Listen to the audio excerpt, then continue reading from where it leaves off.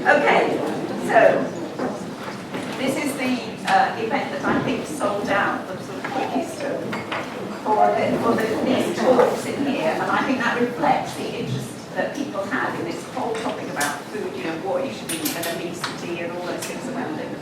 So, without more ado, I shall introduce Zoe. Thank you very much. Thank you so much for coming as well to this talk, because it's so tempting just to be out there amongst the stalls first thing in the morning. So thank you very much for coming along. I'm going to talk about fats, and it's the fats that we put in our mouth, but they also have a huge impact on how fat we personally get, but it's not in the way that you think. They are incredibly beneficial if you want to be slim and healthy. So hopefully in about an hour's time, if any of you fear any marvellous foods like bacon or steak or eggs or butter or anything, you won't in a wee while. So what I'm going to be covering today is what is fat. We'll take you a little bit back to school just to remind you some of the what is fat, where do you find it, what's so important about it. This is then the really important bit. How did fat become the bad guy? Because if you stop 100 people in Queen Street in Cardiff today and say, what is the thing that we should be avoiding in our diet, they will say fat. So how did this come about? Then we're going to look at the whole, when did we change our dietary advice? Then of course we're going to look at the consequences. The consequences are very visible around us. A third of our fellow human beings now obese. And finally, we'll do a little wrap up. So I'd like to start by saying, can you spot the difference between these two? If you're not familiar with your serial killers, this is Howard Shipman on the left-hand side. Apparently he clocked up over 200. Wikipedia says you still don't know how many this guy actually bumped off. And this is the saturated fat. Sometimes called saturated fatty acid, there's no difference. Saturated fat is a fatty acid. The difference between them, of course, is that they've both been accused of mass murder. They've both been convicted of mass murder, but actually only one of them has had a fair trial, and it's the dude on the left. So this really may surprise you. Again, if any of you are actually thinking, when the government, and you see it in the Daily Mail, you see it on government literature, when they're telling you saturated fat is going to kill you, you would think that they have the evidence, that the study has been done, that we've known it for a long period of time. It is absolutely irrefutable. Would you therefore be surprised to know that the study has not even been done? This is the COMA report. I had to get this from an out-of-print procurement agency, Barlow Moores, if anyone wants to get hold of a copy of this. It's the Committee on Medical Aspects of Nutrition. And they met in 1984, and in that document, you can come and look at it later if you don't believe me, they say there has been no controlled clinical trial of the effect of decreasing dietary intake of saturated fatty acids on the incidence of coronary heart disease, nor is it likely that the trial will ever be undertaken. That was when we changed our diet advice. That was back in 1984. 1994, I wrote to the Food Standards Agency in 2009, before they got disbanded, what a shame, and said, why do you keep banging on about fat? Why are you telling people all the time to avoid saturated fat? And they said, we rely on this article by Trustwell. Now I take the article apart in my book. I won't hold it up too much, don't worry, but this one, The Obesity Epidemic, I absolutely tear that study apart. When you break it down, as many people died in the control groups as died in the so-called being treated groups. There is absolutely no difference. How the figures get massaged to make it look, these 30,000 lives are going to be saved on the front of the Daily Mail. I can show you how they do that. It's the biggest scam you've ever seen. In this article, this is the one that the Food Standards Agency rely upon, Trustwell also says we haven't done the study and it's unlikely ever to be done. So the Food Standards Agency, in their letter to me in 2009, also confirmed we haven't done the study and it's unlikely ever to be done. And you're going to see over the next few slides why the study cannot be done. It is absolutely impossible to do. Now just to introduce the references here, I've got a website called theobesityepidemic.org, and all the references that I ever gather I put on that website. So you don't have to be scribbling there writing Journal of the American Nutritional Association or whatever.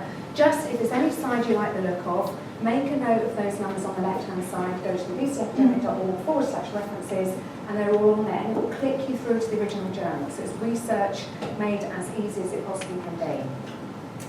So what is fat? Well, just to go back to the very basics of nutrition, because there are a couple of things that we're going to need to know. There are three things that we call macronutrients. And as the word macro suggests, large, it's the Greek word for large, these are supposed to be the things that we need in large quantities. Now the three macronutrients, we know them as fats, carbohydrates and protein. So if you hear the term macronutrients, that's all we're talking about. Now if I can lob in straight away, bit of controversy, one of those we don't need at all. Every single person in this room could live until the day they die without ever consuming carbohydrate again. The two that we absolutely cannot do without are fat and protein. So I dispute straight away, and many, many others do, working in the field for obesity nutrition, that carbohydrates should be a macronutrient. Just to complete the nutrition background, the micronutrients are the things that we need in smaller quantities. That's our vitamins and minerals. The idea being that we need the macronutrients in grams, potentially even kilograms, and we need the micronutrients in milligrams or micrograms, so very, very small. So there are three fats. And I was rubbish at chemistry, so don't get frightened by this at all. That is the structure of a fat, and every fat has this chain of carbons in the middle, the C.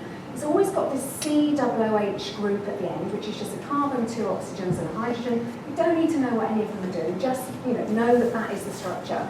Now, the reason it's called saturated fat, I thought this was quite interesting when I discovered this, is because where you've got the carbons, all the slots where you should have those hydrogens are full. They are saturated with hydrogen. You couldn't get any more hydrogen in there. It's full up, so that's why it's called a saturated fat. Then we move on to an unsaturated fat. When I say there are three fats, there's one saturated and there are two unsaturated. Now the minute you've got some hydrogen missing, you've got a less stable fat. So I actually think all the fats are really important, absolutely life-fighting fat, but if there is one that is better than the other two, it's probably saturated, because it's more stable, it's safer to cook with. Heat that to very, very high temperatures. In cooking, nothing untoward is going to happen. Heat some of these to very high temperatures and some quite nasty things can happen. So we've got a mono-unsaturated fat. Mono means one. So what that's saying is if you've just got this one double bond here, because we've got two hydrogens missing, that's the most common fat. Oleic acid is the most common fat in olive oil, which I've got on the table here. This one at the bottom is a polyunsaturated fat. Now, normally poly should mean many, but in the world of fats, for some reason, it can mean just two. So in this one, we've got just two double bonds, so it's become a polyunsaturated fat. We've still got the COOH thing at the end. And here's, have you ever heard of omega-3, omega-6? This is an omega-6, because you basically count in from that C. So you go 1, 2, 3, 4, 5, 6. If the double bond is then at that position 6, that's an omega-6. If the double bond had occurred there, that would be an omega-3. So those are the three real fats that nature wants us to eat. There is another fat, but please don't ever put it in your mouth again from this point onwards, if you do now. You've got there the saturated fat as a chemical structure, and you can just see that it's solid at room temperature. I've got some butter here, 51% saturated fat. It's not entirely saturated fat, but it's solid at room temperature. The unsaturated fat, because of this double break here, it is liquid at room temperature, but olive oil tends to be solid at fridge temperature. The polyunsaturated fats tend to be liquid all the time, so they are the least stable. Now, you just can't believe what happens next. The food manufacturers, first of all, they've got to demonise this, because they don't want you eating the thing that comes out of the cow and the things that you'll find in the markets around this lovely festival. They want you eating this, which is basically vegetable oils that should have been thrown away, of incredibly poor quality, that they can try to turn into something like butter and sell at a markup of about, I don't know how many, 500% or something. But to do that, because that is also solid at room temperature, they have to take this vegetable oil thing and try and turn it into one of those. So they have to try and fire hydrogens into it. Now, immediately you're thinking, why don't they just use butter? No, because that wouldn't be lucrative, we wouldn't have Unilever, we wouldn't have Flora, we wouldn't have all that rubbish. So they put these vegetable oils in these massive vats and heat them up to phenomenally high temperatures, and then fire hydrogen atoms into it, which is why trans fats are also called hydrogenated fats. They now try to call them partially hydrogenated fats, as if somehow that's going to soften the blow. Make no mistake, you are still eating what I call a frankenfood. Because, of course, the hydrogens don't just go, oh, there's a couple of slots there, let me go and fill that area. They end up in all kinds of wrong places. So what will happen, you'll have an extra couple of H's down here. If If you're lucky, you might have one up here, you might have an extra one up here. It turns into this structure here of a trans fat, which is completely and utterly alien to the body. The body does not have a clue what to do with it, the body can't get rid of it, the body can't metabolize it, and you've got dietitians up and down the country telling people to eat that in preference to that. The ingredient in butter is butter. The ingredient in this is obviously vegetable oils, modified starch, buttermilk, emulsifiers, mono and diglycerides of fatty acids, sunflower lecithin, potassium sorbate, citric acid, and then of course they add vitamins in, because at the point they nuked it in that vat, there was absolutely no nutrition left in it whatsoever. Butter, on the other hand, is an absolutely phenomenal source of vitamins A, vitamins D, and all the fats in it. So hopefully you'll throw away any margarine that you might now have at home. Here's some other really interesting things about fats. When nature provides foods, I mean, what does nature provide for us? Meat, stuff, again, we're going to get outside today. Meat, fish, eggs, salads, vegetables, butter, dairy products, nuts and seeds. Nature puts fat in virtually all of those. Certainly all the animal foods have got fat in them, real fats. The man-made foods, of course, have got the man-made fats in, the trans fats, the cheap fats, the long shelf life fats, the ones that we shouldn't be eating. But here's the really interesting point to me. When nature puts fat in food, nature puts all the fats in any food that she puts fats in. So we cannot eat saturated fat. This is why the study cannot be done. I cannot take this half of the room and say you're going to eat saturated fat, because there is no food on this planet that is only saturated fat. There is one that is more saturated fat than any other food on the planet, and that is coconut oil at about 92%, but it still has monounsaturated fat, and it still has polyunsaturated fat. Fish has all three. Anywhere where nuts have all three. Let's just have a little look at this table. This blew me away when I started studying nutrition. I don't mean studying on a course that the textbooks will take you through, because they'll take you down the road of we need to eat margarine, butter is bad, fat is bad. So you have to challenge everything that is being taught in nutrition at the moment. What I've done in this little table, remember those three macronutrients? So you've got carbohydrate, protein and fat. I put in water because it's an incredibly important component of almost all food. If you find yourself reaching for some food, have a drink of water first, because you might just be thirsty. So you've got your macronutrients in these three columns, and then this fat column, and this is in ascending order of fat, the whole table. I've then taken, let's say, about 3.8 grams of fat and broken it down into which is saturated, which is monounsaturated, and which is polyunsaturated. Now, I'll start off with sugar. We eat 400 calories of sugar per average Brit and American per person per day. No protein, no fat, no vitamins, no minerals, no antioxidants, no nothing. No shelf life. This thing lasts forever. It is not food in any way, shape or form, and we eat 400 calories of it a day. There's how to solve the obesity epidemic in one stroke. Follow it up with the 730 calories of flour that we eat every single day with natural nutrition, and you've more than solved the obesity epidemic. So, sugar completely and utterly pointless. Doesn't even have water. Pork, this is one that just starts blowing away. Look how low down pork is in the table. 75% water, 21% protein. Of the fat, most of it is monounsaturated. Not just pork, let's go to steak. Of the fat, most of it is monounsaturated.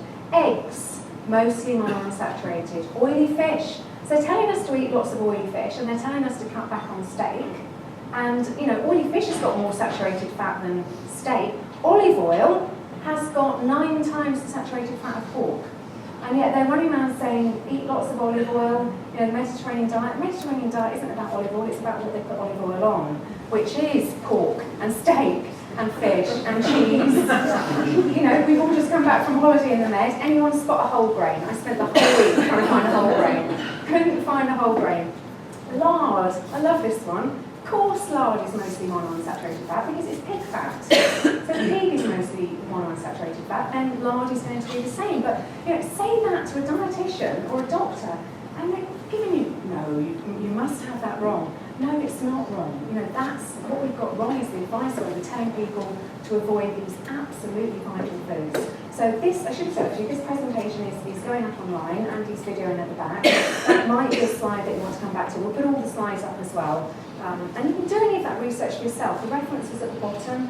United States Department of Agriculture database. You can look up any food on the planet, dark chocolate, eggs, whatever, and it will have the nutritional breakdown for you.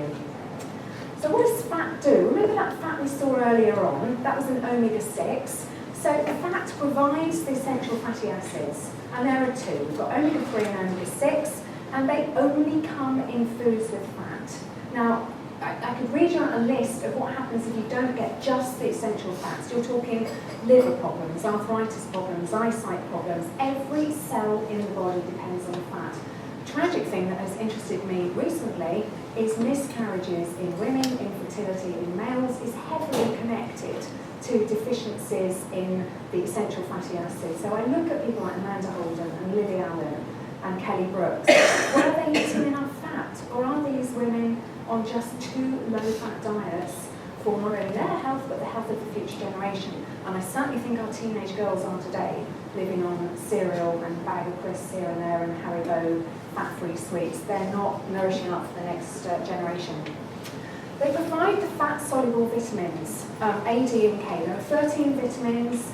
There's some disagreement on the number of minerals, but most people would say 16 is about the right number. But the 13 vitamins is absolutely categorical. 4 of those are what we call fat-soluble vitamins, which means they need to be delivered in or with fat. It's why Granny put butter on vegetables, because you have got some useful vitamin A, vitamin K, those are the only two pretty much in vegetables, some vitamin D in some vegetables, but Granny knew to put butter on them, so you've got the fat delivery mechanism. Do you know that the UK at the moment has about 2/3 of the vitamin E requirement that we need? We have about a half of the vitamin A requirement and about a quarter of the vitamin D requirement, which is why we are seeing again rickets in middle-class children in Britain in 2011. And the government doesn't look at their own data. I've looked, that's their data. That's the family food study for the last available year. They can analyse it just as easy as I can. They should respond to that survey with a national campaign to get us back eating meat, eggs, butter, milk, to up our intake of fat-soluble vitamins. What do? Demonise fat further, tell us to reduce our fat intake even further, because we're supposed to be eating these whole grains that turn into glucose the minute they hit the bloodstream. And that's why we have an obesity epidemic. That's a separate presentation. They provide the most concentrated form of energy, which for 3.5 million years is why we are here today. Now, we're calling it a problem today. You know, we have so much food around, we don't know what to do with it. Well, abundance of food has never been a problem to humans in the past. It's the type of food that is a problem. We have never before had the food, sorry, I should say in inverted commas, that you see in supermarkets in 90% of the aisles today. That is not food. You won't even recognise half the ingredients on that list. You know, nature has provided what we need to eat. They still use this fat. If you're an Arctic explorer, what they drag along on their sled is lard and butter and the really dense forms of fat.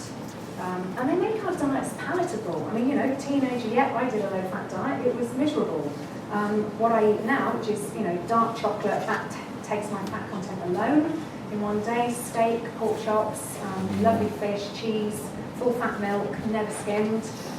It's delicious. Absolutely delicious. There's no question which I would rather follow. So how did fat become the bad guy? This is the key question, isn't it? Because this whole thing started the obesity epidemic. How did it happen? Well, these two, anyone interested in statistics, these two facts are both true. This is 1970, America, and this is the statistics for deaths from heart disease. So 4 in 10 people were dying from heart disease, but also fewer than 6 in 1,000 were dying from heart disease. Now, how can both those numbers be true? I don't know about you, but I don't know anyone who's died from heart disease. Apparently 1 in 3 people are dying from heart disease. I don't know how many people are in this. We're on 60 or whatever, 20 of us, you know, should be dying from heart disease over the next year, according to the media. I just don't know anyone who's died from heart disease. Because what they're saying is, of the people who die, this is what went on their death certificate. Now you could argue at the end of the day it's the heart that, you know, finally packs up, so we've actually all died of heart no longer working. But that is true. Of the people who die, 4 in 10 of them died, had heart disease on their death certificate, but that actually amounted to fewer than 6 in 1,000, because of course you've got to look at the actual death rate. The actual death rate, and this was America in 1970, was about 1,400 people per 100,000 of the population. So then you have to take 40% of that, and that's where you get, it's fewer than a handful of people in 1,000. That makes more sense, because I probably do know 500 people along that. I should know one or two, but I don't. But that puts it into context. But it's this number that was driving America into action. And they wanted to find a cure for heart disease. So the next two things are quite key. I'll put them up together actually. This is rabbits. It's not a true photo. The reason rabbits are at the root of everything that went wrong with our dietary advice is there was a Russian pathologist called Nikolai Antichaskow in 1913, and he took some rabbits in a lab and he fed them purified cholesterol. And he managed to get their blood cholesterol levels about 5 times anything that would be considered normal in a human.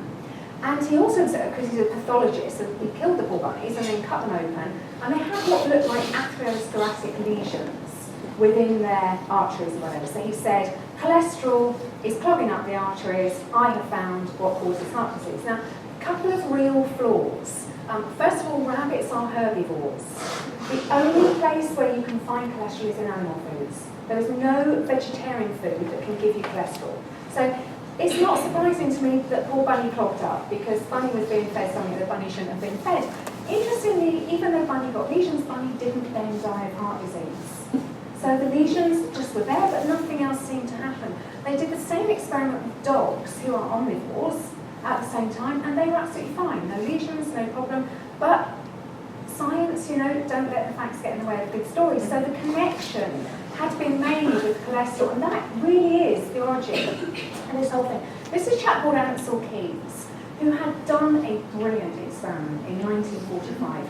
It's called the Minnesota Starvation Experiment. Anyone interested in weight loss who hasn't read up on it, please do. It was utterly brilliant. He was the man of the moment, and he obviously wanted to carry on being the man of the moment. So he saw this number and he said, let me solve heart disease. I'm going to come up with what it's all about. So he spent the 1950s doing studies on humans. You could do it then, there's no consent form, and he'd take all of this half in the room and he'd say, you're going to eat loads of eggs and loads of steak and loads of butter and have a really good time, because you're going to get loads of cholesterol, and you lot are going to be on cardboard and cereal and bread and no animal foods. And he did this, no difference whatsoever in blood cholesterol levels. Absolutely. He did 10 studies. I document all of them in there. Fair play to him, because he obviously set out to, he had something in mind, he set out to prove it. He could not, even by massaging the data, prove it. So he famously said in 1997, there's no connection whatsoever between cholesterol in food and cholesterol in the blood, and we have known that all along. Since I started looking, and I was the first person who started looking, it has made no difference. Unless you're a rabbit or also chicken, because they're also herbivores, and then it might make a difference, but it doesn't to anyone else. Now, this is where it all went terribly, terribly wrong, because follow me on the logic with this one. Only animal foods contain cholesterol. Okay, so we're thinking meat, fish, eggs, and dairy. That's the only place you can get cholesterol. So he'd fed all those human guinea pigs animal foods, and nothing had happened to their blood cholesterol levels. So he's concluded the cholesterol in those animal foods has made no difference. But the whole animal food made no difference. You didn't isolate the cholesterol from the animal food. You gave them animal food. So you've concluded animal foods made no difference. So surely now you'd look at the one macronutrient that is not found in animal foods, carbohydrates. That would be the obvious place to go, wouldn't it? No, he went after fat. All animal foods contain fat, so if cholesterol has no impact, animal foods have no impact. How can animal foods have any impact on cholesterol in the blood? And they don't. They absolutely don't. Our bodies are making cholesterol right now. It is so vital. We'll come on to how vital it is. Our body cannot afford to leave it to chance that we will get it from food. That's how vital it is. So right now, as we're sitting in this room, more at night when we're lying down, our bodies are making cholesterol. So it was that one massive error that got everything the wrong way around. If you ask people, why did we change our diet advice? People who are in the know will quote something called the 7-country study. It was started in 1956 by Ansel Keys. Remember, he spent the first part of the 50s trying to implicate cholesterol, couldn't. He then spent the next 14 years trying to implicate animal foods, fat basically. So he's got 7 countries which he handpicked. He didn't pick France, where they eat loads of fat and they've got low heart disease, or Austria, the same, or Switzerland, the same. He handpicked these countries. Nearly 13,000 men, despite the fact they'd just been through the war. separate matter. And he actually never alleged, this is really interesting because he's accused of a lot, and I try to be fair to him, he has never said eating saturated fat causes heart disease. Even after this 14-year study, the best that he could come up with is coronary heart disease tends to be related to cholesterol. When I'm seeing one, I tend to be seeing the other.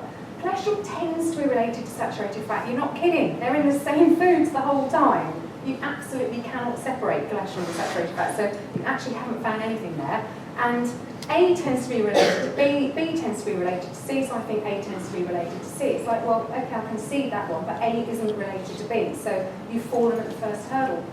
But there is no allegation of causation in there. He was effectively saying, I've observed that people who ended up dying from heart disease tended to wear blue socks more than those who tended to wear black socks. Seriously, he has found no more than that. Now, it wasn't until 1993, and this is, 15 years after America changed its dietary advice, 10 years after the UK changed its, he actually went in and tried to quantify it. And he did something, I like maths, I'm a bit sad, I'm sorry, but he did something called Pearson correlation coefficient, and he said, I can see, if I could see who actually died during the study from heart deaths, and I knew their cholesterol at the start, I can get a 0.72 relationship. And that's a pretty good rate. I can get a 0.72 relationship between people who stay in on a Saturday night and people who watch the X Factor. It still doesn't say anything about causation. I reran his numbers to see how he'd got that. And I happened to notice that where people were dying most of heart disease was further north in Europe. So the highest heart disease deaths were in Finland, and then Amsterdam was higher than Greece, and Greece was higher than Italy. It depended how far north in Europe you were. So I reran his exact same numbers, but with a different correlation, and I put in the latitude. And because it was done by cohort, and you literally had 5 cohorts in Yugoslavia, you can take the exact precise latitude. Correlation coefficient I came up with is 0.96, which is almost perfect. The R tells you that there's a relationship. The R squared tells you the strength of the relationship. Now multiply that by itself, it goes down to about a half. Multiply that by itself, you're still up in 90%. So you've explained virtually everything. Then you say, because it's only a hypothesis, does anything there make sense? Well, of course it does. Because sunshine is our friend. That's another thing that we've wrongly demonized. And sunshine synthesizes cholesterol on the skin. It's part of our whole hormonal process. So up in Finland, you don't get the sunshine to synthesize cholesterol in your body, so you're left with a lot of cholesterol in your body. It's not a good thing or a bad thing, it just is what it is. And yet, if you're nearer the equator, you've had the sunshine synthesizing cholesterol, your cholesterol level is going to be lower. Anyone who's had a cholesterol test at the beginning of the summer, curiosity, have one now, especially if you just come back from the summer holiday, it will be lower because the sun synthesizes cholesterol. And cholesterol level will always be what it will be. Here's when it gets interesting though, because you've still got to look at keys and say, this study is impossible to estimate how critical this study has been. I believe that this single study is responsible for the obesity epidemic, but for this study, I don't think we would have changed our dietary advice, and if we had not changed our dietary advice, we would not have had an obesity explosion. And this came from a document that Dr. Robert Lustig found from a document in 1980. This is Keyes saying, the fact that the incidence of coronary heart disease was significantly correlated with the average percentage of calories from sucrose, sugar, in the diet, is because of the correlation with sucrose and saturated fat. Then you know what he's done wrong in the study, because there is only one real food on the planet that has both sucrose and fat, and it's avocado. It has to be a fruit, because it has to be a fruit with a fat content, and olives don't have sucrose. It's avocado. So unless that whole 7-country study was entirely about avocado intake, which of course it wasn't, Keyes was measuring processed food. And I have read every word of the 20 volumes of the 7-country study. There is an entire volume called The Diet. The checklist aimed particularly at sources of fat, to be very vague with this fat and saturated, include cake and ice cream, eggs as we've seen, mostly monounsaturated fat, butter, cheese and milk are still a tiny proportion of our diet relative to bread and the grains and the things that would have been available in the post-war period. Then you look into some of the other volumes. In the American volume, there is not a mention of the word diet, food intake, food in the whole volume, and this is supposed to be a dietary study. He's just assumed what fat is. And you can see it here in this Dalmatia comment. They just refer to Dalmatia alongside olive oil, as if we must all understand that olive oil is fantastic. Olive oil, as we know now, has got 9 times the saturated fat as pork, and yet he's condemning Slavonia for having animal fat, especially pork fat. Well, that's mostly monounsaturated fat. Now, how many times do you hear people saying monounsaturated fat, you know, olive oil is the good guy, saturated fat is the bad guy? Now you know that of the fat content in meat, approximately 60% is unsaturated and approximately 40% is saturated. Do you really think that 60% of your steak is trying to save you and 40% is trying to kill you? I mean, it is really that ludicrous. And yet that's what dietitians think we will fall for. And until you get the facts on what composition of food is, we might well fall for it. And the last one, Finland, absolutely no description of diet other than they mention that butter fat, as they call it, was quite a prominent item. Well, we don't eat butter on its own. We eat 39 grams of butter per week in the UK. Compare that with what I said earlier, the 400 calories, which is 100 grams of sugar, 39 grams per week. You put butter on things. That tells me Finland are having cakes and biscuits and bread because you don't eat butter on its own. So the problem we have made in the 7-country study was that we were measuring cakes and biscuits and pastries and bread and things that fat goes on or things that fat goes in. But that was 1956 to 1970. So surely we would have got it right today in 2011. Well, sadly not. That is the Food Standards Agency and the National Health Service list of saturated fats. And we straight away cross out processed food. I mean, these are processed carbs, not even processed fats. Processed carbs, primarily unsaturated fat. If you don't believe me, next time you walk around the supermarket, pick up some savoury snacks, pick up some cakes and pastries, pick up some sweets. If there's any fat in them, the main fat will be unsaturated fat, not saturated. Again, not that one's better or worse than the other, but just to knock away that myth. Lard, of course, we have to cross out. Meats, we have to cross out because they're primarily unsaturated fat. Cross out the things that we just don't eat. I mean, who ate a coconut last week? Last month? Last year? You know, we eat 1/8 of a coconut per person per annum. And that's massively skewed by Sri Lanka. They eat 120 per person per year. They have, as a matter of interest, 1/300th of the heart disease deaths of America. And they're the ones eating thing that has the highest saturated fat content of any food on the planet. But, you know, we just, ghee, I mean, you know, Asian people use ghee to great effect in cooking, but it's not a staple of the British diet. So basically we're down to butter, cream and hard cheese. I told you how little butter we have. Cream, most people are not eating it because they're following the dietary advice to eat, you know, the plastic with the cardboard without the cream. And these are the vital sources of calcium and vitamin A and vitamin D, which is why we are deficient in all of these through our demonisation. So we have mixed up our macronutrients. We have confused our fats with our carbs. What we have been measuring all along has been carbs, and yet what we have been demonising has been fat. And it's very lucrative, as we will see in a couple of slides, for the industry. I love this Freedom of Information Act because if you want to know anything nowadays, you just write into them. You don't even have to say, you know, please treat this under the Freedom of Information. They do. So I wrote a long letter to the FSA just saying, please answer all these things. And they answer them all, which is fantastic. You know, why do you demonise fat? So they start off by saying, you know, diets high in fat are associated. That's that black sock thing again. They're associated with increased risk of cardiovascular disease. Thank you for not saying caused by Food Standards Agency, thank you for that, but that's not what the average bread in the street believes because of, you know, how you will make sweeping statements at other times. So there's a vague association.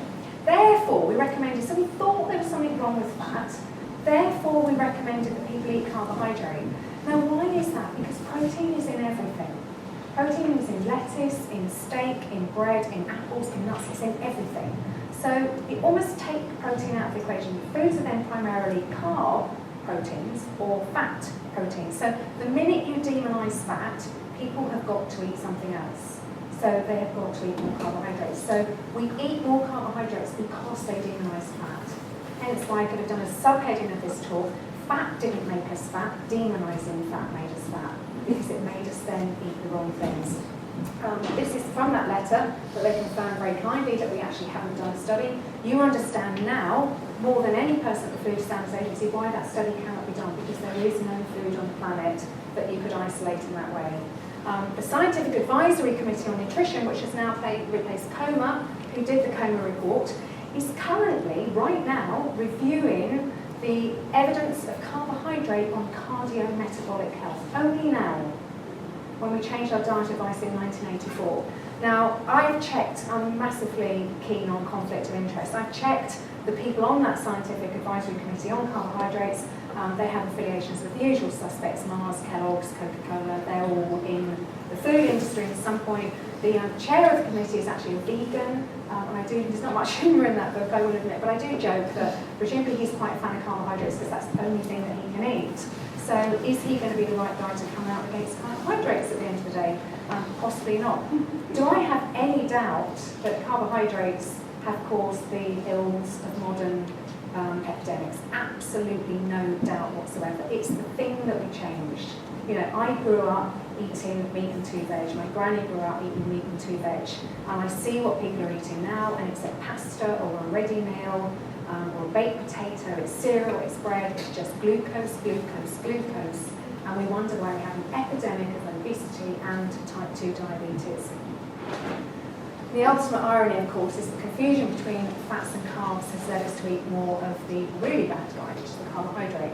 And this is where I say it gets serious. It's one thing to have people eating this, which will harm them. I mean, if you have any concerns about what trans fats do, go on bantransfats.com or put in, you know, what should I know about trans fats on a search engine, and it will tell you. So that is directly harming us. But I did some research about this time last year on cholesterol.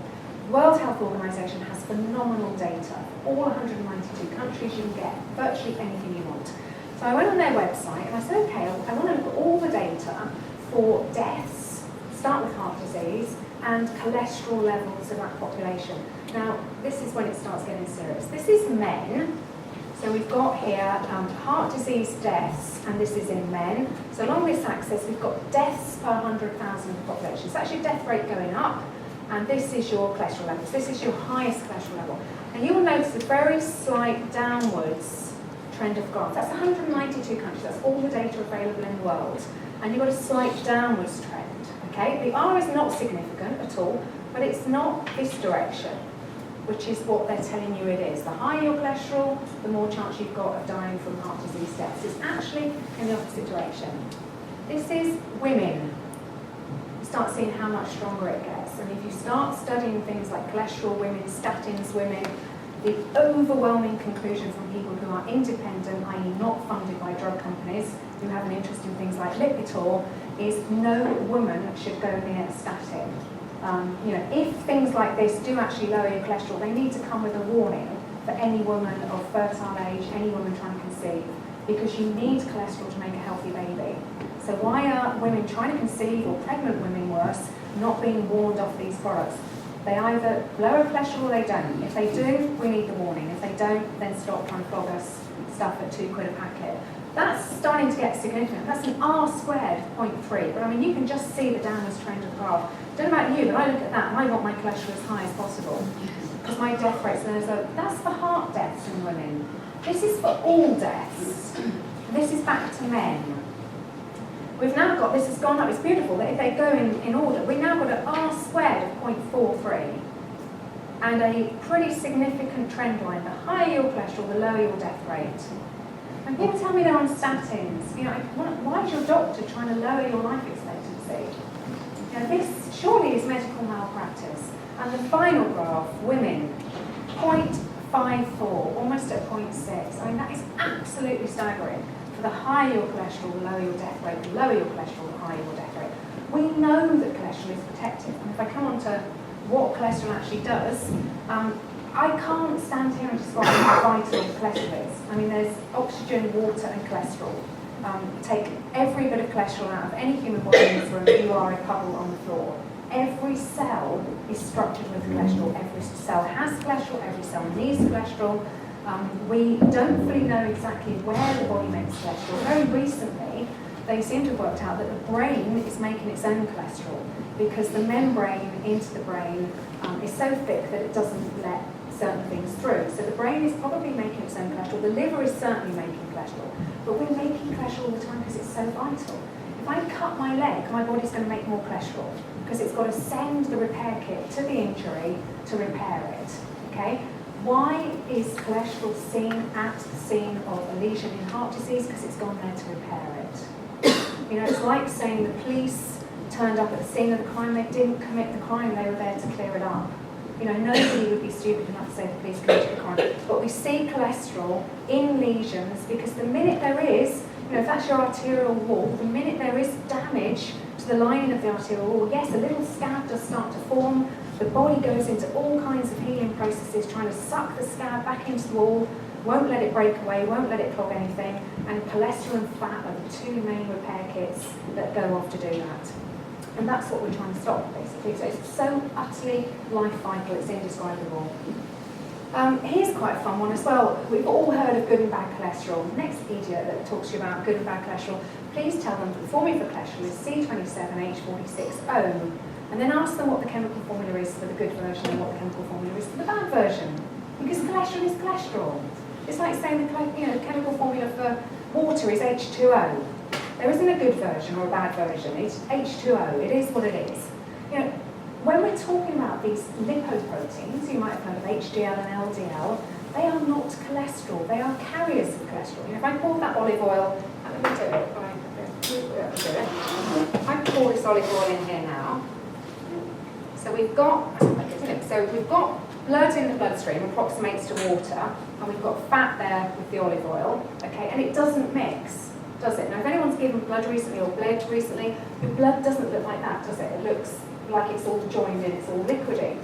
So because fat doesn't mix with water, the body incredibly cleverly has these things called lipoproteins, and it has them travelling through all our veins and all our arteries to go and do their vital work. And they are malleable with water on the outside and malleable with fat on the inside. So they serve the dual process. That's what lipoproteins are. So, and they come in different forms of density. So there's big ones, there's smaller ones.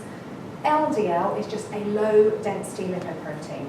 HDL is a high density lipoprotein. They all carry protein, cholesterol, phospholipids, and triglyceride. They don't even just carry cholesterol, they carry all of those four things. They are not cholesterol, let alone good or bad. Now the HDL is going out from the liver to do the vital repair work. The LDL is bringing cholesterol back to the liver to recycle, not to be got rid of from the body, as some cholesterol phobics would have you believe, but because the body won't let this stuff go because it's just too vital. Here's another interesting one. Anyone had a cholesterol blood test recently? Yeah.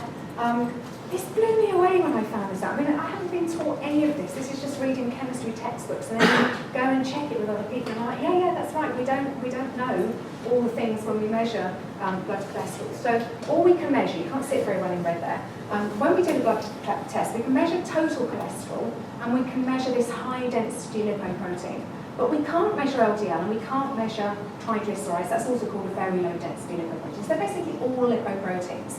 We can only measure two things. Now, any of you can remember maths from school, you've then got one equation, four unknowns, only two of which you can measure. So you guess the others. So when people say to you, oh, you've done really well, your HDL has gone up and your LDL has gone down, well, it has to. If that one goes up, that one has to go down, because everything else stayed the same. Well, if that one goes up, that one has to go down. You know, we've made all of this up. It's a fairy story. Seriously, you know, oh, you've got some good stuff and you've got some bad stuff. And you know, they're just rejigging the goalposts the whole time when we're catching them up saying, but cholesterol isn't even bad. Oh yes, but there's good cholesterol. No, there isn't good cholesterol. You know, it really is an evolving fairy story. It absolutely beggars belief that the drug industry has got away with this. We know from the last few slides that low cholesterol is associated with high mortality. I didn't say causes associated with. Do I think cholesterol lowering is going to cause people to die? Yes, I do, because I know the impact that it will have on cancer, and you know the impact it will have on joints and so on. But it's only associated with. And why on earth would all of this happen? And if I tell you that Lipitor is the most single valuable drug in the world.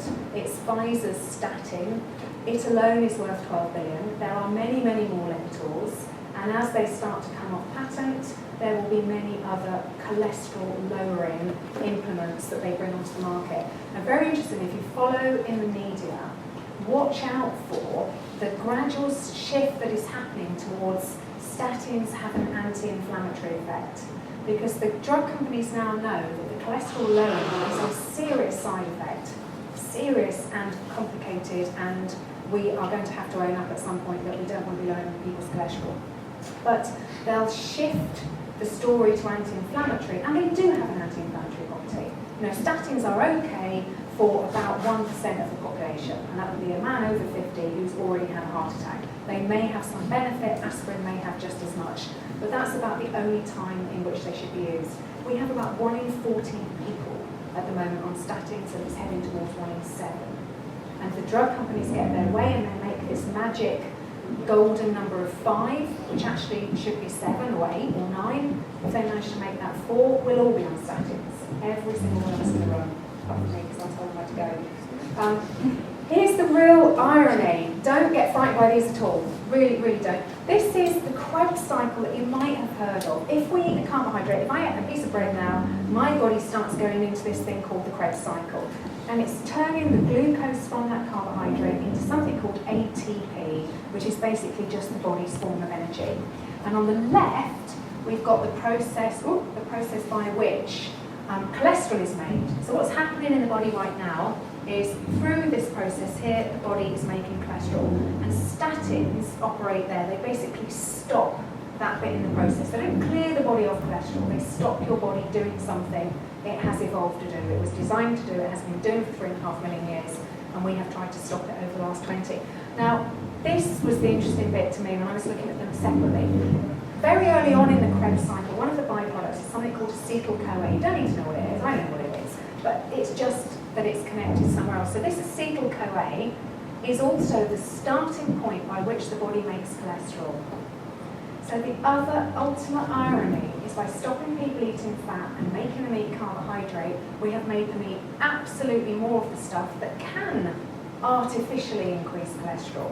And if we eat normally, if we eat what we evolved to eat, the meat, the fish, the eggs, the nuts, the seeds, vegetables, our cholesterol will be what it will be, and if we're a caveman and we get an injury, it will go up. That's how the body has evolved to operate. But we can now artificially increase it by eating carbohydrates. And the government wants us to be eating about 55 to 60% of our daily intake in the form of carbohydrate. And more. If you're vegetarian or vegan, it can be even harder than that. So that is fueling obesity, that is fueling diabetes type 2, that is fueling unnatural carbohydrate levels. And there's a massive another irony. How many ironies can we have? Somebody goes in with high cholesterol level, what does the doctor do? Refer them to a dietitian who puts them on a low-fat diet, high carbohydrate diet. But for the statins that they put on at the same time, their cholesterol would actually start going up. So what happened in about 1980, because we can see the consequences very soon. We did a U-turn in our diet advice. 1977 is when it happened in the US. Senator McGovern set out some dietary goals for Americans. That became the dietary guidelines for Americans in 1980. You may be aware that they revised that every 5 years. So we had the 2010 one that came out. It's quite funny because they carried on bringing out that pyramid. And then because Michelle Obama has got involved now, she said, no, I'm going to do a plate. So then the My Plates came out in the spring. So we've now got a pyramid and a plate. If you put in My Plate on Google and my name, you'll get my blog on My Plate. I don't rate it, as you can probably guess. The UK, had the internet been around then, I bet we would have moved much sooner. But it took us about 3 years to come up with that little document there, demonising fat. Not knowing anything about carbohydrates, but we've got to eat something, so let it be carbs. And then that became the Coma Report Diet and Cardiovascular Disease Policy, and that is where we did the U-turn. And here's a great phrase. I actually opened my obesity book with this phrase. The previous nutrition advice in the UK to limit the intake of all carbohydrates as a means of weight control now runs counter to current thinking and contrary to the present proposals for nutritional educational policy for the population as a whole. So we used to think that carbs made us fat. My gran, where she's still alive, would still say carbs make you fat. My gran never wanted to lose weight. My mum wants to lose weight. Cut out the potatoes, cut out the bread. They knew what made them fat. We also believe that. And this document admits we now don't believe that anymore. Because what I'm trying to say to them now is you've changed your advice once, just change it again. You know, don't worry about looking silly. People are dying. You know, somebody has to come up and be brave and look silly because it's not fair that you have people getting fat and sick because you're not prepared to look silly. The problem then becomes of how can we get saturated fat intake down to 10% and overall fat intake down to 30%. Well, now that you know more about the composition of foods, do you want to try and do the mathematical diagram that says you get 30% fat intake and only 10% saturated fat? I think I worked it out that if you only eat eggs, you get as close as you possibly can. But then you don't eat anything else, fish or meat or nuts or seeds. It's nonsense. Now, had we made this mistake, because it was a mistake, remember we confused fats and carbs all the way through, and changed our dietary advice and got away with it, we would have been fortunate. Of course, we have not been fortunate. We have ended up with an obesity epidemic. We've got the figures here, and then I'll do the graphs on the next page. These are from the World Health Organization. This is 1972. This is your BMI categories, that's underweight, normal weight, overweight, obese. 2.7% of men obese in 1972. Same number, interestingly, for women, 2.7%. Not even 30 years later, 22.6% of men, 25.8% of women obese. And when you see that as a graph, that's what we did. And we changed our diet advice somewhere around there, and it took off like an aeroplane. So we managed to live for 3.5 million years, that's how long ago it was that man first walked upright, without an obesity problem, let alone an obesity epidemic. We then mixed up our fats and carbs, we demonised the wrong macronutrient, we told people to eat more of the bad guy. We have never eaten carbohydrates to that extent in the 3.5 million years before. You know, even a half logical person working at the National Institute of Clinical Excellence should say, hang on, we didn't have all the plan back in the jungle or whatever. You know, we just didn't have it. It's staring people in the face to be explained, but it's become too lucrative for people to go back on it. The American one, arguably, is even more beautiful pivot. You know, that's 76 to 80, exactly when they changed their dietary advice, 1977 to 1980, all being driven by obesity. So the actual number of overweight people, just overweight, dare I say, is actually staying fairly constant. So the obese, as we know, if you look at things on the telly about America, the obese are getting more obese, and people are joining the ranks of the obese. And you know, there are some people who can't move because of the dietary advice that we have given them in some countries in the world. So who gives them this dietary advice? Well, this is the American Dietetic Association, and these are their sponsors. And if you add up the money behind those sponsors, it's $467 billion.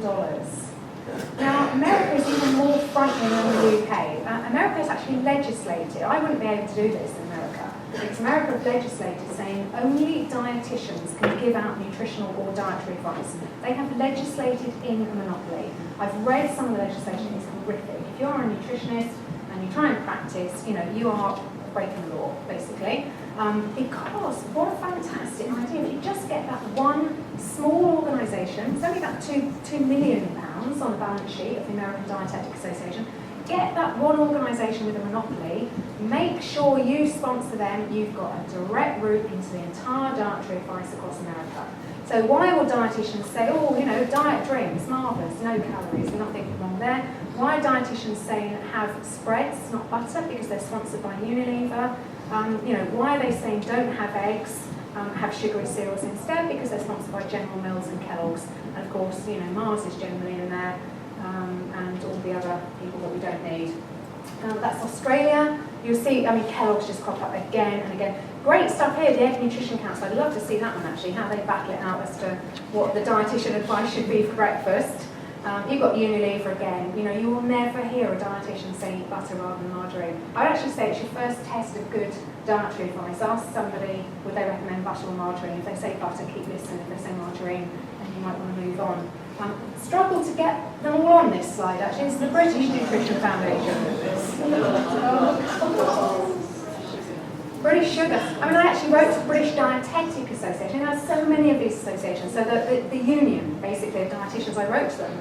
They were really coy. They won't put it in their annual report. They don't put it up on the internet like the American Dietetic Association does. You know, they're right to be coy.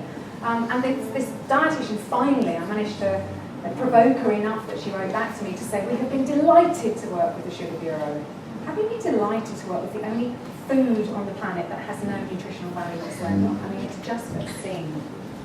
Health and wealth. The consequences of having that group of organisations infiltrating, not controlling our dietary advice, is that we will have 366 million diabetics by 2030. The vast majority of diabetics are type 2, which if you want to look at it as there are some that are born, that's the type 1, and there are some that are maimed, that's the type 2. 95% are going to be type 2, and that's how fast we're rolling off the production line. I spoke at the Brighton Science Festival in February, and Professor Clint McPherson was there. He was asked what is going to break the National Health Service. He said type 2 diabetes, probably somewhere between 2020 and 2030, and you can see why there. We have 16.7 million people dying of heart disease each year, but it's not fat causing it, and it's not cholesterol causing it, but it is these franking foods, the trans fats, the sugar. You know, back in the 1920s, we knew that sugar oxidized in our body in a way that would cause cancer. Is that also damaging our arterial walls such that they start narrowing and such that all of that repair stuff has to go on? There's another RNA. Sugar causes the crime, cholesterol goes to try and clear up, and it's in the wrong place at the wrong time. 4 in 10 of us will get cancer, and there's the sugar link. And meanwhile, PepsiCo is larger than 60% of the countries of the world. This is not Afghanistan, Syria going on in this world anymore. It's countries. They have become the new nations. Walmart, the biggest single company in the world, would knock Sweden out of 22nd place on the world rankings of GDP size. And PepsiCo knocks everyone other than 60%. So, you know, that's what we're up against. Final slide. I've only got 2 minutes of questions, but there we go. Ask yourself 3 questions. Do you think that Mother Nature is trying to kill you?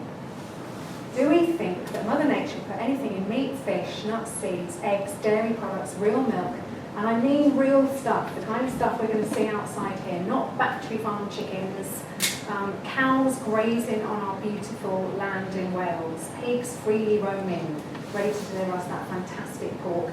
Is nature really going to put anything in any of that that's going to try and kill us? And on the cholesterol front, do we think that our body is trying to kill us? Because I don't think my body would be making something right now if that substance were going to kill me. I just don't think we'd have made it 3.5 million years. I couldn't resist this one. If your answer to 1 or 2 is yes, do you know what paranoia is? So, spot the difference. We're back to our serial killer. I think this is a serial killer, and the difference between these now is that is a mass murderer. He has been accused, he has been tried. I think this is a mass murderer. Some people accuse it, but nowhere near enough. It hasn't been tried. You know, it's been confused with dental disease and not much more than that, but I absolutely think that that is one of the biggest dangers that we have on the planet, and not this wonderful food that nature has provided for us. And that's me done. Thank you very much.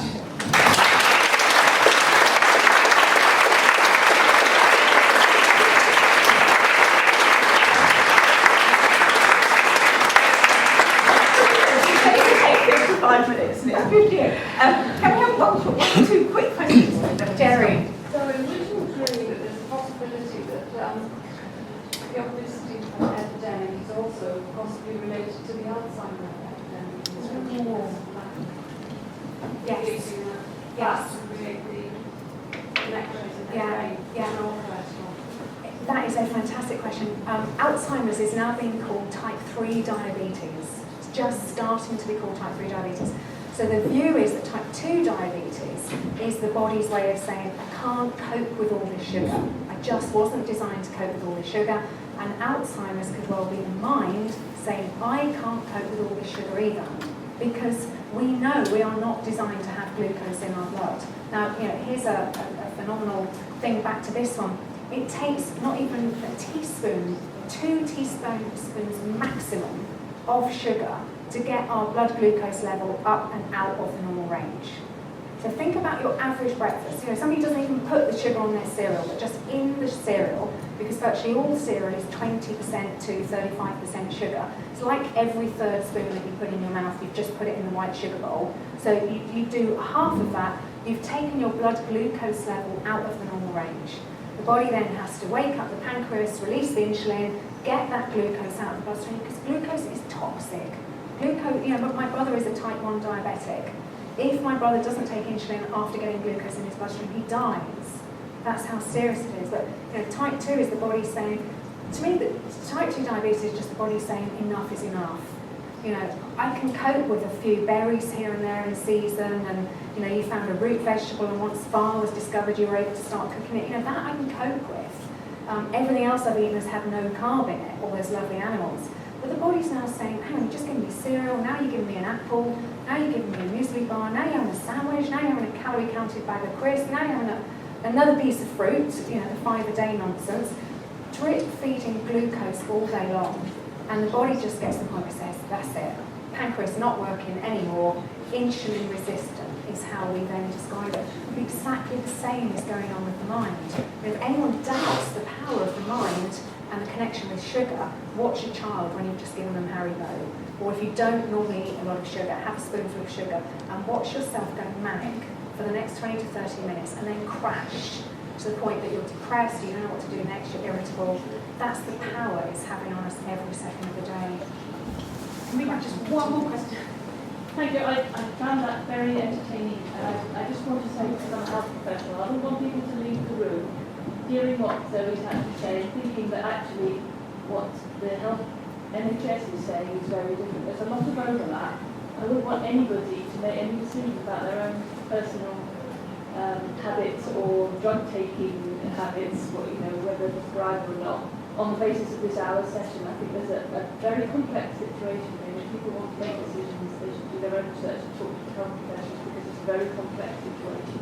And I just thought that help for me. Because Zoe makes her living from this sort of thing. I don't actually, I'm doing this for free. A lot of things to put on the wall. Yeah.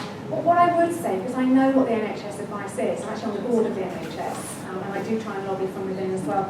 As soon as I see that thing that I call the eat badly plate, which is what health professionals and dietitians are pushing, that to me is one of the biggest single causes of the obesity epidemic, because it's driving people. Kellogg's is on there, cornflakes is on there, Weetabix is on there, white bagels are on there, sugary cereals are on there, sugary yogurts are on there, baked beans sugary are on there, Battenberg cake is on there, Victoria Sponge, Coca-Cola, sweets, biscuits are on the role model of healthy eating in our surgeries, in our schools, in our hospitals. And until the NHS, health professionals, dietitians, whatever they're called, stop telling people that is how we evolved to eat, I'm going to come and do talks like this for free, and I will talk anywhere for free, and I will help people for free, because I'm just trying to get people back to being slim and healthy people that we should be. And I do truly believe the NHS is making us fat and sick, or I wouldn't be here. I wouldn't need to be here. So Can I just take the point?